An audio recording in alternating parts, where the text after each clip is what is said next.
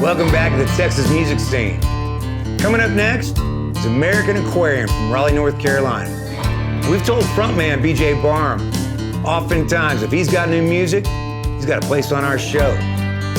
So here he is, the first single off of The Fear of Standing Still. It's called Crier.